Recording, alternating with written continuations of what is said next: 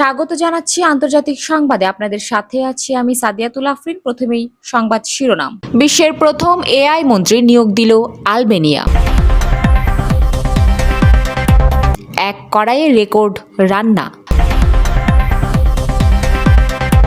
Mobile ফোনের বাজারে শীর্ষ 10 ব্র্যান্ড। বিশ্বের সবচেয়ে স্মার্ট শহরগুলো।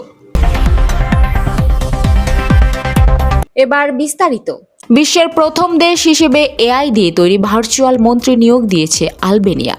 কোডো পিক্সেল দিয়ে তৈরি ডিএলা নামের এই মন্ত্রী মূলত ভার্চুয়াল চ্যাটবট। সরকারি কেনাকাটায় তদারকি এবং সরকারি ব্যয়ে দুর্নীতি কমাতে সাহায্য করতে গত বৃহস্পতিবার আলবেনিয়ার মন্ত্রিসভায় অন্তর্ভুক্ত করা হয়েছে ডিএলাকে। চলতি বছরের শুরুতে আলবেনিয়ার প্রধানমন্ত্রী এদি রামা জানিয়েছিলেন আলবেনিয়াতে একদিন ডিজিটাল মন্ত্রী বা এআই প্রধানমন্ত্রী থাকবে। তার সেই ঘোষণার পর এবার দেশকে সত্যি এআই মন্ত্রী নিয়োগ দেওয়া হলো। বৃহস্পতিবার আলবেনিয়ার রাজধানী তিরানায় সোশ্যালিস্ট পার্টির এক অনুষ্ঠানে প্রধানমন্ত্রী এদি রামা এআই মন্ত্রী ডিএলাকে সবার সঙ্গে পরিচয় করিয়ে দেন। এআই মন্ত্রী নিয়োগের বিষয়ে প্রধানমন্ত্রী এদি রামা জানান, সরকারের ব্যয়ের ক্ষেত্রে দুর্নীতি কমাতে ডিএলাকে সরকারি ক্রয় কার্যক্রম তত্ত্বাবধানের দায়িত্ব দেওয়া হয়েছে। নাইজেরিয়ার জনপ্রিয় শেফ হিলডা বাচ্চি আবারও রেকর্ড গড়লেন। শুক্রবার তিনি এক বিশাল কড়াইয়ে সবচেয়ে বেশি জোলোফ রাইস রান্না করে নতুন কীর্তি স্থাপন করেছেন। এই রেকর্ডের জন্য ব্যবহার করা হয়েছে 5 টনের বেশি বাসমতি চাল, 500 কার্টন টমেটো সস, 750 কেজি রান্নার তেল এবং 600 কেজি পেঁয়াজ। প্রায় 6 মিটার ব্যাস ও সমান গভীরতার একটি স্টিলের কড়াইয়ে রান্না হয় খাবারটি। 28 বছর বয়সী হিলডার সঙ্গে ছিলেন 10 জন সহকারী। রান্নার সময় হাজির ছিলেন হাজারো মানুষ। হিলডা এর আগে টানা 4 দিন ধরে রান্না করে বিশ্বের দীর্ঘতম রান্নার ম্যারাথনের রেকর্ড গড়েছিলেন। নতুন রেকর্ডের প্রমাণ হিসেবে ছবি ও ভিডিও গিনেস ওয়ার্ল্ডে রেকর্ডস কর্তৃপক্ষের কাছে জমা দিয়েছেন তিনি। রান্নার পর উপস্থিত লোকজনের মধ্যে খাবারটি বিতরণ করা হয়। জোলোফ রাইস পশ্চিম আফ্রিকার সবচেয়ে জনপ্রিয় ঐতিহ্যবাহী খাবার। সাধারণত মাংস বা মাছের সঙ্গে পরিবেশন করা হয়। নাইজেরিয়ার এটি বেশি মশলা দিয়ে রান্না হয় এবং খাওয়া হয় গ্রিল করা মাংসের সঙ্গে। ঘানায় তুলনামূলক কম মশলা ব্যবহার হয়। লাইবেরিয়ায় খাওয়া হয় সিফুড দিয়ে, আর মালির কিছু অঞ্চলে যোগ করা হয় কলা, যা স্বাদে আনে ভিন্নতা। ইতিহাসবিদদের মতেই খাবারের উৎপত্তি 14 শতকে উলফ সাম্রাজ্যের সময়। আধুনিক সেনেগাল, মৌরিতানিয়া ও গাম্বিয়ার অংশ জুড়ে গড়ে উঠেছিল সাম্রাজ্যটি। সেখান থেকেই খাবারটির জনপ্রিয়তা পশ্চিম আফ্রিকার বিভিন্ন দেশে ছড়িয়ে পড়ে। বর্তমানে মোবাইল ফোনের বাজারে স্মার্টফোনের চাহিদা সবচেয়ে বেশি। এমন ফোনের বাজারে চীনা ব্র্যান্ডগুলোর দাপট উল্লেখযোগ্য। উদ্ভাবন, ভোক্তা চাহিদা, জনপ্রিয়তা ও বিক্রির নিরিখে শীর্ষ 10 মোবাইল ফোন ব্র্যান্ড নিয়ে আজকের আয়োজন। স্যামসাং বিশ্বের 1 নম্বর মোবাইল ফোন ব্র্যান্ড দক্ষিণ কোরিয়ার স্যামসাং। স্যামসাং কোম্পানির যাত্রা শুরু হয় 1938 সালে। বৈশ্বিক বাজারে এর অবদান 19.7%। 80টি দেশে স্যামসাংয়ের কার্যক্রম পরিচালিত হয়। দক্ষিণ কোরিয়ার বাইরে ভিয়েতনাম, ব্রাজিল ও ইন্দোনেশিয়া সহ আরও কয়েকটি দেশে স্যামসাংয়ের ফোন তৈরির কারখানা রয়েছে। স্যামসাংয়ের কর্মী সংখ্যা প্রায় 2,66,000। আকর্ষণীয় সব সুবিধা সংবলিত ও চমৎকার নকশার ফ্ল্যাগশিপ ফোন ভোক্তাদের হাতে তুলে দেয় স্যামসাং। চলতি বছরের দ্বিতীয় প্রান্তিকে স্যামসাংয়ের 5,80,00,000 ফোন বাজারে এসেছে। চলতি বছরই এর সংখ্যা 30 কোটিতে পৌঁছাবে বলে ধারণা করা হচ্ছে, যা থেকে আয় $21,330 কোটি পৌঁছাতে পারে। অ্যাপলের যাত্রা শুরু হয় 1976 সালে। বৈশ্বিক বাজারে মার্কিন এই স্মার্টফোন ব্র্যান্ডের অবদান 15.7%। আইক্লাউড, অ্যাপল ওয়াচ সহ অ্যাপলের পারস্পরিক সংযুক্ত ডিজিটাল ব্যবস্থার কারণে গ্রাহকদের কাছে অ্যাপল ব্র্যান্ডের ফোনের চাহিদা বেশি। এ ফোনের বড় সুবিধাগুলোর অন্যতম হলো এর তথ্য সুরক্ষা, নিরাপত্তা, গোপনীয়তা রক্ষার নিশ্চয়তা। এর নকশাও আধুনিক।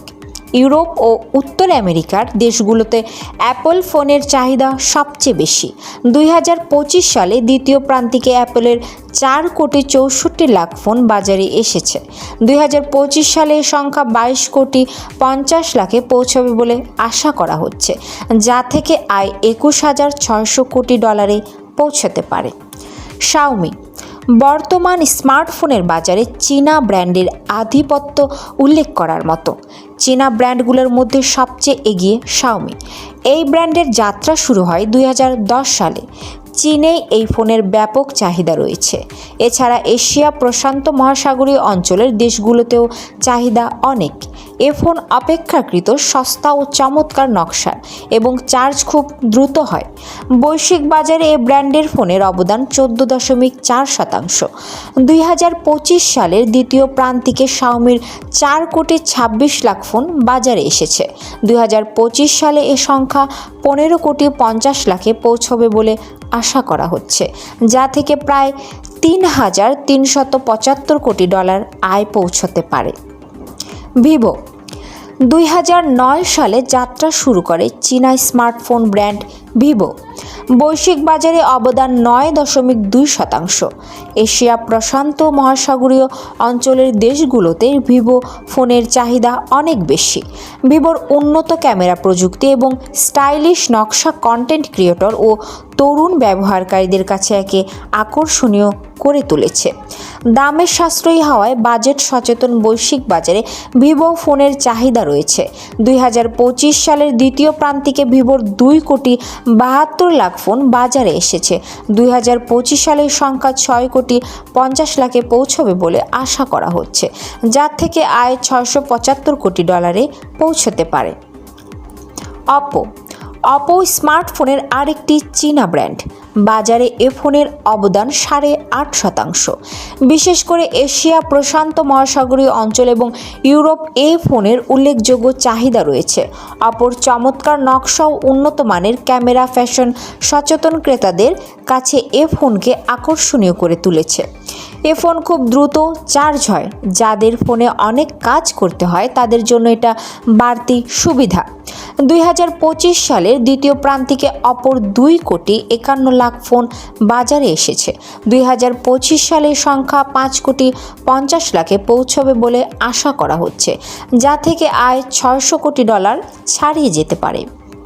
ওয়ানপ্লাস স্মার্টফোনের আরেক চীনা ব্র্যান্ড ওয়ানপ্লাস টেকনোলজি কোম্পানি লিমিটেডের যাত্রা শুরু হয় 2013 সালে। বিশ্ববাজারে এ ব্র্যান্ডের অবদান 3%। মাঝারি দামে উচ্চ ক্ষমতা সম্পন্ন ওয়ানপ্লাস ফোন সফটওয়্যার সংক্রান্ত জটিলতায় পড়তে হয় না।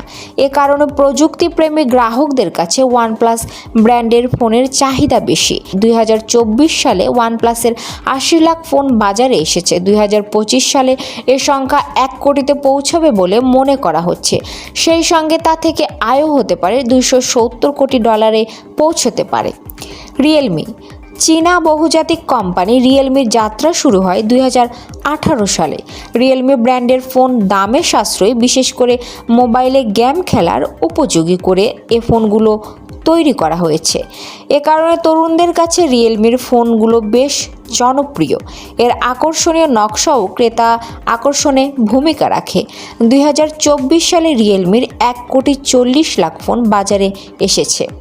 2025 সালে সংখ্যা 1,50,00,000-এ পৌঁছানো এবং এ থেকে আয় $200 কোটি ছাড়িয়ে যাওয়ার আশা করা হচ্ছে। মোটোরোলা যুক্তরাষ্ট্রের বহুজাতিক টেলিযোগাযোগ কোম্পানি মোটোরোলার যাত্রা শুরু হয় 1928 সালে। বর্তমান মোবাইল ফোনের বৈশ্বিক বাজারে এর অবদান 4%। সঠিক দামে অ্যান্ড্রয়েড ফোন ব্যবহারে অভিজ্ঞতা পেতে ক্রেতারা মোটোরোলার দিকে ঝোঁকেন। মোটোরোলার ভাঁজ করা যায় এমন নকশা ফোনগুলো ক্রেতাদের আকর্ষণে বড় ভূমিকা রাখে। 2024 সালে বাজারে 1 কোটি মোবাইল ফোন সরবরাহ করেছে মোটোরোলা। এবছর এই সংখ্যা 1,20,00,000-এ পৌঁছবে বলে আশা করা হচ্ছে, যা থেকে $150 কোটি বেশি আয় হতে পারে। গুগল বৈশ্বিক বাজারে গুগলের পিক্সেলের সিরিজের ফোনগুলোর অবদান প্রায় 2%। গুগলের স্মার্টফোন ক্যামেরার মান বেশ ভালো, আর সহজে অ্যান্ড্রয়েড ফোন ব্যবহারের সত্যিকারের অভিজ্ঞতা পেতে গ্রাহকের গুগলের স্মার্টফোনের দিকে বেশি ঝোঁকেন। কৃত্রিম বুদ্ধিমত্তা এআই নির্ভর নানা অ্যাপে ব্যবহারের সুবিধা ও দীর্ঘমেয়াদী সফটওয়্যার সংক্রান্ত জটিলতা এড়াতে এ ফোনের জুরি মেলা ভার। 2024 সালে গুগলের প্রায় 60 লাখ ফোন বাজারে এসেছে। চলতি বছর এ সংখ্যা 80 লাখে পৌঁছবে বলে আশা করা হচ্ছে। এ থেকে $127 কোটি আয় হতে পারে। অনার চীনা মোবাইল ফোন ব্র্যান্ড অনার বৈশ্বিক বাজারে এর অবদান 3%। মালিক চীনা company Honor device company limited.